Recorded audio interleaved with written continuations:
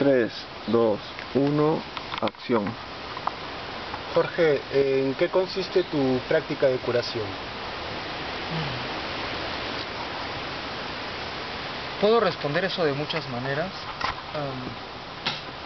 En primer lugar diría que una de las cosas que hago con más frecuencia es pedirle a las personas que se echen totalmente relajadas, que cierren sus ojos, que no traten de concentrarse o de pensar, de ayudar o de ser activas con su mente de ninguna manera, y que simplemente traten de relajarse.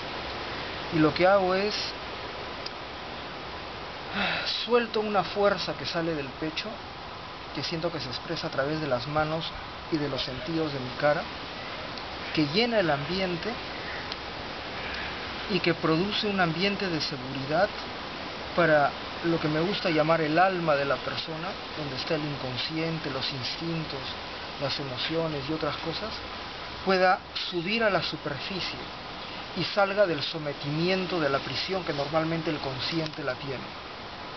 Cuando eso sube a la superficie y la persona es en ese momento sobre la mesa no solamente la parte consciente que nunca se apaga totalmente, sino también esa alma con todo lo que carga, lo que lleva y que vive en esa especie de tiempo presente permanente desde el pasado hasta el futuro.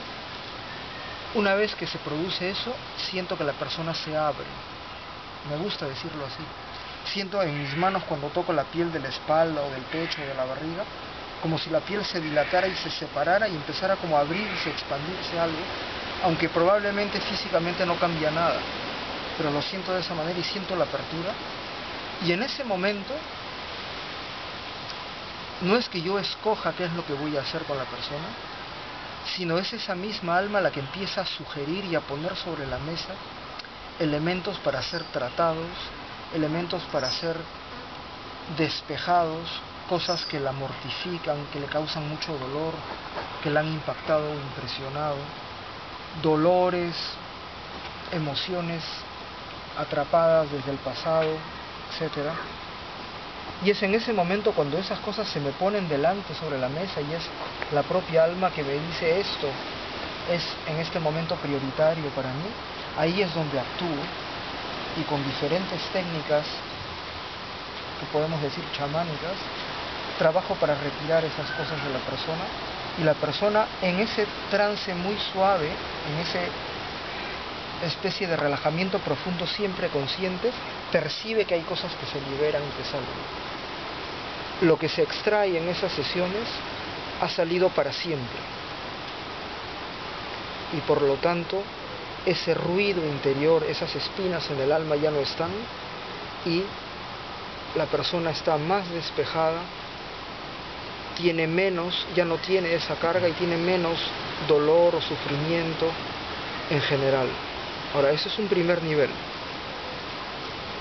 Creo que por eso le llamamos limpieza, porque en la mente simple del hombre antiguo era una limpieza, es sacar basura, basura emocional, basura energética, basura mental, que no pertenece a la persona y que está ahí causándole dolor, limitándola, etc. Como consecuencia de esa limpieza, cuando la persona sale de la sesión y regresa a su vida cotidiana, hay muchas cosas que se hacen más fáciles, porque ya está un poco despejada esta bruma de ruidos y de cosas que llevamos todo el tiempo con nosotros y que hace que fallemos o no encajemos o no tengamos la claridad para conectar con lo que la vida tiene para nosotros, con lo que es verdaderamente perteneciente a nuestro camino. Y eso se le puede llamar florecimiento, se le puede llamar que la suerte mejora, pero no es que la suerte mejore, es que al estar más limpios conectamos más fácil con lo que es para nosotros. La persona se percibe diferente, las personas del entorno la perciben diferente, y los acontecimientos de la vida se sienten de forma diferente, y tenemos más claridad para discernir lo que realmente queremos de lo que anteriormente nuestra defensa del dolor, nuestros temores, nuestros gritos internos nos forzaban a escoger. Jorge, curar el alma o curar el espíritu actualmente se ve con sorna, muchas veces con incredulidad, pero las personas que han sido curadas realmente han dicho que realmente ha sucedido un cambio. ¿Por qué el resto de personas se resiste a entender o a escuchar ese tipo de, digamos, medicina alternativa, si es que está correcto el término? No sé, tú me dirás, Jorge. Sí, es verdad que hay una resistencia. Creo que eso viene de varios lados. Por un lado, hemos sido entrenados desde niños dentro de una estructura de conocimiento que apoya la medición, que es heredera del positivismo, que es heredera de la ciencia como cuerpo de confianza, cuerpo de conocimiento en el cual se nos enseña y se nos pide que confiemos y que creamos. Y puesto que medir estas cosas, encontrar unidades y elementos, herramientas de medición es muy difícil, pues se pone en ese lado de lo no probado, de lo extraño, de lo no científico, y por lo tanto genera un reflejo de no confianza. Por otro lado, puesto que es algo que no es fácilmente medible o clasificable o demostrable, deja el campo abierto a muchas cosas que pretenden serlo y que no lo son. Deja el campo abierto a mucho engaño, a mucha mentira, a mucha falsedad. Porque es muy fácil para una persona decir, hablar del alma y decir cosas, etcétera, etcétera, hacer cosas y pedirle a la persona que crea o sugestionarla para que se sienta mejor, etcétera, etcétera, cuando en realidad no ha hecho nada que sea verdaderamente de impacto. Es muy fácil prometerle a la persona el alivio, prometerle a la persona que va a dejar de sufrir y hacerle hacer cosas que en el fondo no son sustanciosas, no son poderosas, no le van a llevar a nada, y que la persona crédula va a aceptar en su desesperación. Y entonces mucha gente naturalmente es escéptica.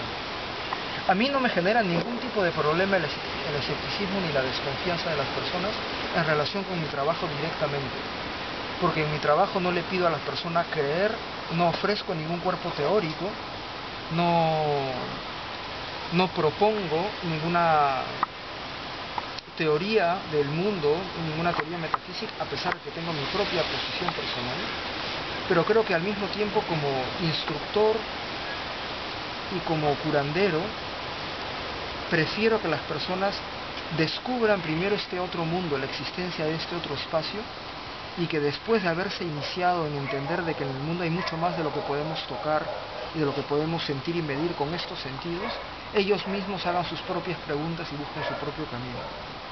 Y mi trabajo es totalmente tangible.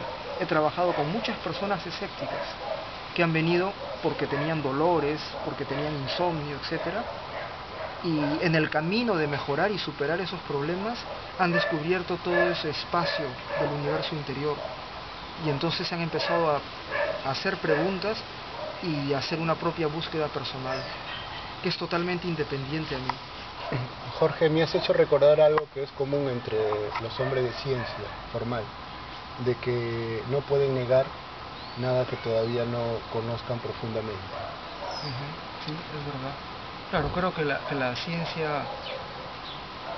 Hay algunos científicos que son muy, digamos, fieles a la metodología científica pura y no prejuiciada, y hay muchos otros que confunden con lo que no es posible de medir y lo que no es capaz de demostrar como falso, asumirlo como falso directamente y restringir el universo solamente a lo medible, a lo que entra dentro de la campana de comprensión de su disciplina.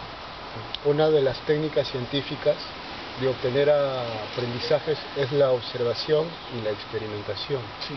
Yo siento que a nivel de humanidad lo que tú me estás diciendo es una forma de experimentar y vivir las nuevas ciencias que vamos a vivir en el futuro. Sí. Creo que en general el problema está en el quinto punto del método científico, que es la generalización.